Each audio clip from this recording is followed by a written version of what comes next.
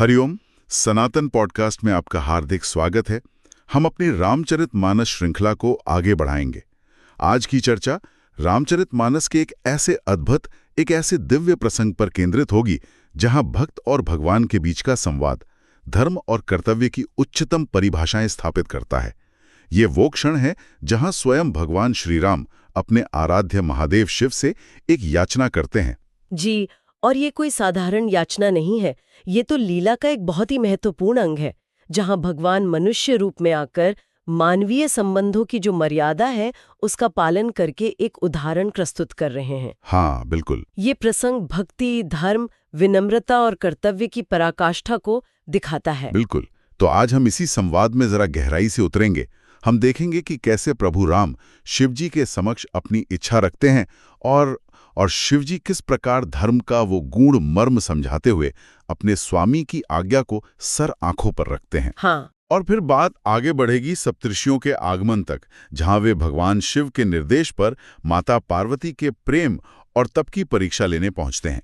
ये एक अत्यंत ही मार्मिक और आप कह सकती हैं ज्ञान से भरी चर्चा होने वाली है, क्योंकि इसमें हर पात्र अपनी अपनी दुविधा में है और इस दुविधा से निकलने का जो मार्ग वे चुनते हैं वही धर्म बन जाता है। तो चलिए इस अद्भुत संवाद से ही आरंभ करते हैं। प्रसंग का प्रारंभ होता है भगवान श्री राम के शिवजी के प्रति अत्यंत स्नेहपूर्ण और आदरयुक्त वचनों से। वे शिवजी से कहते हैं, हे शिव, यदि आपका मुझ पर निज स्नेह है, यदि आप मुझे अपना सेवक और सखा मानते हैं, तो मेरी एक विनती सुने। और फिर वे अपनी इच्छा प्रकट करते हैं। जी। वे शिवजी से ये वरदान मांगते हैं कि वे जाकर शैलजा अर्थात पार्वती जी से विवाह कर लें। और यहाँ पर जो बात सबसे ज्यादा प्रभावित करती है वो है प्रभु श्री राम का भाव। हाँ। वे त्रिलोकी के स्वामी हैं, स्वयं पर ब्रह्म है, जिनकी इच्छा मात्र से ब्रह्मांडों की रचना और विलय होता है। वे चाहते तो महादेव को आज्ञा दे सकते थे। बिल्कुल, आज्ञा दे सकते थे। पर वे ऐसा नहीं करते। वे अपनी बात को एक विनती, एक मांग या यूं कहिए वरदान के रूप में प्रस्तुत कर रहे हैं।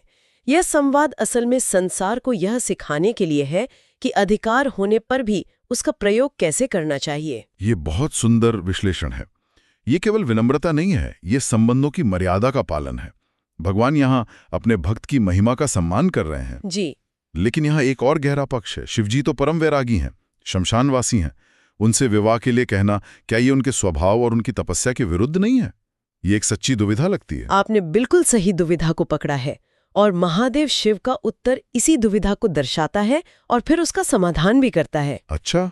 वे कहते हैं, यद्यपि ऐसा करना उचित नहीं है, परंतु स्वामी की बात भी टाली नहीं जा सकती। जी। शिवजी यहाँ स्वीकार कर रहे हैं कि एक वैरागी के रूप में उनका विवाह करना लोक परंपरा के अनुसार शायद उतना उचित न लगे। उनका मार्ग निवृत्ति का है, जबकि विवाह प्रवृत्ति का मार्ग है। हाँ। पर उनके लिए स्वामी का वचन सर्वोपरि है, उसे टाला नहीं जा सकता। तो ये व्यक्तिगत धर्म और स्वामी धर्म के बीच का एक संघर्ष है, और शिवजी स्वामी धर्म को ऊपर रखते हैं। बिल्कुल। हाँ, और इसी दुविधा के बीच वे परम धर्म का वो अद्भुत सिद्धांत बताते हैं, जो केवल उस क्षण के लिए नहीं बल्कि हर काल में हर व्यक्ति के लिए एक महान सीख है। वे कहते हैं, हे नाथ, मेरा परम धर्म यही है कि मैं आपकी आज्ञा को अपने सिर पर रखकर उसका पालन करूं। अच्छा। यहाँ वे स्पष्ट कर देते हैं कि व्यक्तिगत इच्छा अनिच्छा, लोकलाज, अपनी साधना का मार्ग या किसी भी अन्य विचार से ऊपर स्वामी की आज्ञा का पालन ही सबसे बड़ा धर्म है। ये कर्तव्य निष्ठा की पराकाष्ठा है। वे इस बात को और भी विस्तार देते हैं, मानो वे संसार को ये शिक्षा दे रहे हों कि कर्तव्य का पथ क्या है। वे कहते हैं कि माता, पिता, गुरु और स्वामी की बात को बिना किसी विचार के शुभ समझकर मान लेना चाहिए। जी। इसमें किसी भी प्रकार का तर्क वितर्क या संशय नहीं होना चाहिए। बिल्कुल, और ये बात बहुत गहरी है। लेकिन यहाँ एक प्रश्न उठता है, क्या ये विचार कि माता, पिता, गुरु, स्वामी की बात बिना सोचे मान लेनी चाहिए आज के युग में भी उतना ही प्रासंगिक है? कहीं ये सवाल पूछने की हमारी क्षमता हमारे विवेक के प्रयोग को कम तो नहीं करता? ये एक बहुत ही महत्वपूर्ण प्रश्न है, और इसका उत्तर भी शिवजी के वचनों में ही छिपा है। इसका अर्थ ये नहीं है कि व्यक्ति को अपनी बुद्धि का प्रयोग नहीं करना चाहिए या आंखें बंद कर लेनी चाहिए। तो फिर इसका अर्थ है कि इन चार संबंधों में माता, पिता, गुरु और स्वामी एक ऐसा अगाध विश्वास होना चाहिए कि उनकी आज्ञा में हमारा अहित हो ही नहीं सकता। अच्छा। शिवजी आगे क्या कहते हैं? वे कहते हैं, आप तो सभी प्रकार से मेरे परम हितकारी हैं, अतः आपकी आज्ञा मेरे लिए सर्वोपरि है। ये परम हितकारी शब्द ही कुंजी है। हाँ, ये महत्वपूर्ण है। ये आज्ञा पालन अंधा नहीं है, ये पूर्ण विश्वास और श्रद्धा पर आधारित है। शिवजी को लेश मात्र भी संदेह नहीं है कि श्री राम उनका अहित सोच भी सकते हैं। इसलिए जहां ऐसा पूर्ण विश्वास हो, वहां तर्क की आवश्यकता नहीं रह जाती। मतलब ये संबंध की गहराई पर निर्भर करता है। ये कोई बाहरी नियम नहीं, बल्कि एक आंतरिक श्रद्धा की अवस्था है। एकदम सही। शिवजी यहाँ स्वयं को भगवान राम का सेवक मानकर ये वचन कह रहे हैं और एक सेवक का अपने स्वामी के प्रति जो पूर्ण समर्पण का भाव होता है उसे दर्शा रहे हैं। एकदम सही। और शिवजी के ऐसे भक्ति, विवेक और धर्म से भरे वचन सुनकर प्रभु श्री राम अत्यंत संतुष्ट हो जाते हैं। उन्हें यह देखकर प्रसन्नता होती है कि महादेव ने धर्म के मर्म को कितने सुंदर ढंग से संसार के समक्ष स्थापित कर दिया है। जी। तब प्रभु श्री राम कहते हैं, हे हर, आपकी प्रतिज्ञा पूरी हुई। अब हमने जो कहा है उसे हृदय में रखना। ये कहकर श्री राम वहां से अंतर्धान हो जाते हैं और गोस्वामी जी लिखते हैं कि शिवजी उनकी उस मनमोहक मूर्ति को अपने हृदय में बसा लेते हैं। क्या अद्भुत क्षण है, जहां भगवान अपने भक्त की प्रशंसा कर रहे हैं और भक्त अपने भगवान के स्वरूप को हृदय में धारण कर रहा है। सही बात है। दोनों एक दूसरे की महिमा का गुणगान कर रहे हैं। ये भक्ति की सर्वोच्च अवस्था है। सचमुच। तो शिवजी ने तो राम जी की बात को धर्म का सबसे ऊंचा आसन दे दिया, लेकिन इस दिव्य विवाह की तैयारी में एक और बड़ी परीक्षा बाकी थी और उसके लिए 7 बहुत खास परीक्षक आने वाले थे। हाँ, कथा का अगला पड़ाव यहीं से शुरू होता है। ठीक उसी समय जब महादेव शिव प्रभु राम का ध्यान अपने हृदय में कर रहे थे, तभी वहां सप्तर्षियों का आगमन होता है। जी, और ये जानना भी रोचक है कि शिवजी ने ये काम सप्तर्षियों को ही क्यों सौंपा। वे किसी और को भी तो भेज सकते थे। हाँ, ये विचार करने वाली बात है। ये 7 ऋषि वशिष्ठ, कश्यप, अत्रि, जमदग्नि, गौतम, विश्वामित्र और भरद्वाज, ये सृष्टि के आरंभिक मनीषी, ज्ञान और धर्म के संतुलन के प्रतीक हैं। अच्छा। ये केवल भावुक या सेंटिमेंटल नहीं है, ये ज्ञान, विवेक और तर्क की कसौटी पर हर चीज को परखते हैं। इसका मतलब शिवजी ये सुनिश्चित करना चाहते थे कि पार्वती का प्रेम केवल एक भावनात्मक आवेग ना हो, बल्कि वो ज्ञान, धर्म और विवेक की कसौटी पर भी खरा उतरे। एक तरह का यूं कह सकते हैं कि कॉस्मिक पीयर रिव्यू। क्या खूब कहा, बिल्कुल यही। इनकी परीक्षा का अर्थ है कि पार्वती का प्रेम हर कसौटी पर परखा जाएगा। जी। तो प्रभु महादेव उन ऋषियों को देखकर अत्यंत सुंदर और सुहावने वचन कहते हैं और उन्हें एक अत्यंत महत्वपूर्ण कार्य सौंपते हैं, जो इस दिव्य विवाह की अगली कड़ी है। और वो कार्य क्या था? वे सप्तर्षियों को निर्देश देते हैं, आप लोग पार्वती के पास जाकर उनके प्रेम की परीक्षा लीजिए और साथ ही उनके पिता हिमालय को प्रेरित करके उनके मन के संदेह को दूर कीजिए। अच्छा, यहाँ भी 2 बातें हैं। एक तो पार्वती की परीक्षा और दूसरी हिमालय के मन का समाधान। हाँ, और दोनों ही बहुत जरूरी हैं। पहले प्रेम की परीक्षा। पार्वती जी कठोर तपस्या कर रही हैं, ये पूरा ब्रह्मांड देख रहा है। जी। परंतु क्या उस तपस्या के मूल में स्थित प्रेम भी उतना ही दृढ़ और सच्चा है? क्या ये प्रेम किसी भी परिस्थिति में, किसी भी प्रलोभन के सामने अडिग रहेगा? यह जानना आवश्यक था। क्यों? क्योंकि ये विवाह केवल 2 शरीरों का नहीं, बल्कि प्रकृति और पुरुष का, शक्ति और शिव का मिलन था। इसमें जरा भी कमी नहीं रह सकती थी। और दूसरी बात, पिता हिमालय के मन के संदेह को दूर करना, ये पारिवारिक मूल्यों के सम्मान को दिखाता है। बिल्कुल। ऐसा नहीं कि शिव और पार्वती ने तय कर लिया और विवाह हो गया।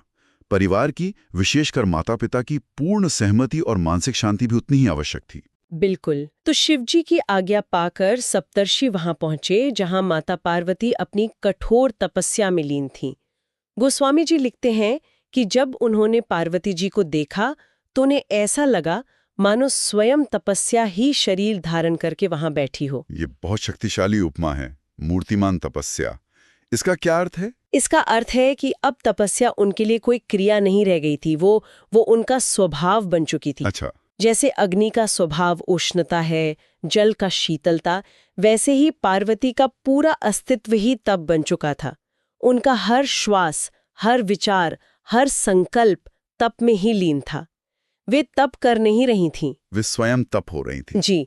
सप्तर्षि जो स्वयं महान तपस्वी थे, उनके इस स्वरूप को देखकर चकित रह गए। और तब उन्होंने अपनी परीक्षा शुरू की। हाँ। उन्होंने पार्वती जी से पूछा, हे शैल कुमारी, सुनो, तुम किस लिए इतना कठोर तप कर रही हो? ऐसा क्या है जिसे पाने के लिए तुम अपने सुकोमल शरीर को इतना कष्ट दे रही हो? और भी स्पष्ट रूप से पूछते हैं, तुम किसकी आराधना करती हो और तुम वास्तव में क्या चाहती हो? हमसे अपना सच्चा भेद क्यों नहीं कहती? ये प्रश्न बहुत सीधे और स्पष्ट हैं। जी, सप्तर्षि केवल उनकी क्रिया को नहीं देख रहे, वे उस क्रिया के पीछे की मंशा और लक्ष्य को जानना चाहते हैं। धर्म में केवल कर्म ही नहीं, कर्म के पीछे का भाव भी महत्वपूर्ण होता है। वे पार्वती जी के हृदय के सत्य को जानना चाहते थे। ऋषियों के इन प्रश्नों को सुनकर पार्वती जी का मन बहुत सकुचा गया। इतनी महान तपस्विनी होकर भी वे कितनी विनम्र हैं। हाँ, उन्होंने उत्तर दिया, मेरी मूर्खता सुनकर आप लोग हंसेंगे। देखिए, ये उनकी विनम्रता की पराकाष्ठा है। युगों युगों तक इतनी कठोर तपस्या करने के बाद भी उनमें अहंकार का लेश मात्र भी नहीं है। वो अपने संकल्प को, जो कि सृष्टि के कल्याण के लिए था, संसार की दृष्टि में एक मूर्खता या जड़ता के रूप में प्रस्तुत कर रही हैं। कि आप जैसे ज्ञानी जनों को मेरी बात सुनकर हंसी आएगी। जी, वे आगे अपनी मनस्थिति का वर्णन करते हुए कहती हैं, मेरे मन ने हठ पकड़ लिया है, वो किसी की सिखाई हुई बात नहीं सुनता। मेरा यह प्रयास तो ऐसा है मानो कोई जल पर दीवार उठाना चाहता हो। क्या अद्भुत रूपक है, जल पर दीवार उठाना। हाँ, अर्थात एक असंभव कार्य करने का प्रयास करना। हाँ, वे स्वयं ये स्वीकार कर रही हैं कि उनका लक्ष्य कितना कठिन, कितना असंभव प्रतीत होता है। वे जानती हैं कि एक वैरागी, शमशानवासी, दिगंबर शिव को पति रूप में पाना सांसारिक दृष्टि से असंभव है। बिल्कुल, पर इसके बावजूद उनका मन हट कर बैठा है। यह उनके दृढ़ निश्चय को दिखाता है कि चाहे लक्ष्य कितना भी कठिन क्यों ना हो, वे पीछे नहीं हटेंगी। यह अंधविश्वास नहीं है, यह तो असंभव को संभव बनाने का संकल्प है। और वे जानती हैं कि यह असंभव है। ये बात उनके संकल्प को और भी महान बना देती है। बिल्कुल, और इस हट का कारण बताते हुए वे कहती हैं कि यह सब देवर्षि नारद के कारण हुआ है। अच्छा, वे कहती हैं, नारद जी ने जो कह दिया मैंने उसे ही सत्य मान लिया है। अब मेरा मन किसी और बात को स्वीकार नहीं करता। उनकी बात पर विश्वास करके मैं बिना पंखों के ही आकाश में उड़ना चाहती हूँ। यहाँ गुरु के वचन में अटूट विश्वास का महत्व प्रकट होता है। लेकिन फिर वही सवाल मन में आता है जो हमने पहले उठाया था। जी, ये श्रद्धा अद्भुत है, लेकिन कोई ये भी कह सकता है कि ये एक तरह का अंधविश्वास है। श्रद्धा और अंधविश्वास में क्या अंतर है, खासकर इस प्रसंग में? बहुत ही सुंदर प्रश्न है। देखिए, अंधविश्वास वो है जहां हम बिना सोचे समझे, बिना स्रोत को परखे किसी बात को मान लेते हैं, खासकर जब वो बात हमारे स्वार्थ या भय से जुड़ी हो। ठीक है। लेकिन श्रद्धा का आधार विश्वास और ज्ञान होता है। यहाँ पार्वती जी के विश्वास का स्रोत कौन है? देवर्षि नारद, जो स्वयं त्रिकालदर्शी हैं, जिनका वचन कभी मिथ्या नहीं होता। हाँ, सही बात है। पार्वती जी ने एक ऐसे गुरु के वचन को आधार बनाया है जिनकी प्रामाणिकता पर कोई संदेह नहीं किया जा सकता। तो स्रोत का प्रामाणिक होना बहुत जरूरी है। हाँ, और दूसरी बात, उद्देश्य की पवित्रता। पार्वती जी की ये तपस्या किसी व्यक्तिगत स्वार्थ के लिए नहीं है, ये सृष्टि के संतुलन के लिए है, लोक कल्याण के लिए है। जब उद्देश्य महान होता है तो संकल्प स्वयं पवित्र हो जाता है। और तीसरा अंतर है जागरूकता। जागरूकता। पार्वती जी का बिना पंखों के उड़ना वाला रूपक ये दिखाता है कि वे अपनी सीमाओं से, अपने साधनों की कमी से पूरी तरह अवगत है। वे जानती हैं कि उनके पास पंख नहीं है, फिर भी वे उड़ने का साहस कर रही हैं। क्यों? क्योंकि उन्हें अपने पंखों पर नहीं, अपने गुरु के वचन की शक्ति पर विश्वास है। यह श्रद्धा की शक्ति है जो असंभव को भी संभव बना देती है। बहुत ही स्पष्टता से आपने ये भेद समझाया। इस संवाद से साफ हो जाता है कि पार्वती जी का संकल्प कितना दृढ़ था और उनकी गुरु भक्ति कितनी गहरी थी। उन्होंने सप्तर्षियों के समक्ष अपने हृदय की बात पूरी विनम्रता और सच्चाई से रख दी। जी, और यहीं से उनकी परीक्षा का अगला और अधिक कठिन चरण आरंभ होता है। सप्तर्षि अब उनके इसी निश्चय को, इसी विश्वास को डिगाने का प्रयास करेंगे। अच्छा। वे शिव जी के अवगुण गिनाएंगे, उन्हें दूसरे वर का प्रलोभन देंगे ताकि उनके प्रेम की दृढ़ता को पूरी तरह से परखा जा सके। पर आज की चर्चा में हमने देखा कि कैसे भगवान का अपने भक्त के प्रति स्नेह, एक भक्त का अपने स्वामी के प्रति कर्तव्य और एक साधक का अपने गुरु के प्रति विश्वास, धर्म के इन 3 स्तंभों को कितने सुंदर ढंग से प्रस्तुत किया गया है। बिल्कुल। तो हमें आशा है कि आपको हमारी आज की चर्चा पसंद आई होगी। सनातन धर्म से संबंधित ऐसी ही और चर्चाओं के लिए हमारे चैनल को अवश्य सब्सक्राइब करें। धन्यवाद। जय श्री राम।